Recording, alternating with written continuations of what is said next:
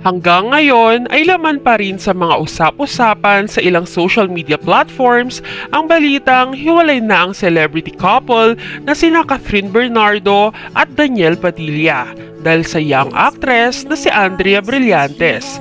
Kaya naman, maraming Kathniel fans ang nabahala at patuloy na ipinagtatanggol ang kanilang mga idolo sa mga bashers. Dahil magpahanggang ngayon ay wala pang malinaw na pahayag mula sa dalawa.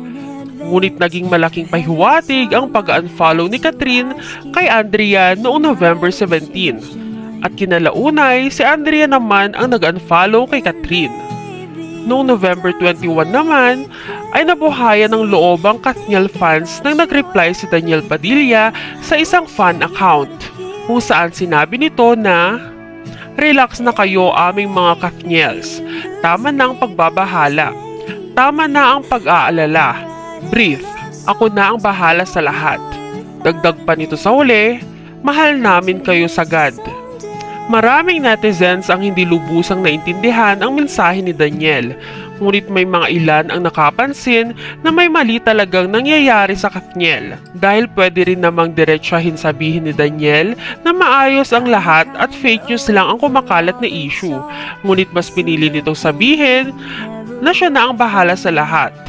Kaya hiling ng marami, lalo na ang Kathniel fans, na magsalita na si Catherine Bernardo para sa ikatatahimik ng lahat. Dahil hindi nila alam kung may meaning ba ang pag-unfollow nito kay Andrea o sadyang masyado lang siyang naiingayan sa issue. Ngunit kahapon, November 24, ay binunyag na ni Christy Fermin na galing mismo sa bunganga ni Carla Estrada na hiwalay na nga talaga ang Kathniel.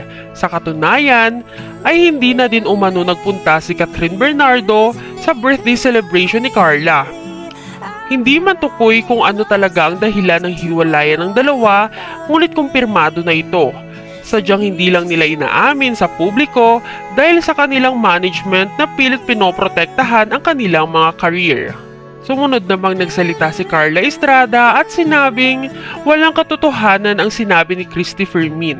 Marahil ay sinasabi nito na wala siyang sinabing hiwalay na ang dalawa. Wala pa talagang malinaw na pahayag kung hiwalay na nga ba talaga ang Kathniel. Ngunit maraming nagtataka kung walang katotohanan nito, bakit hindi nila depensahan ang kanilang mga sarili sa publiko. Narito naman ang reaksyon ng mga netizens. Hoping that it's true. It's so bad.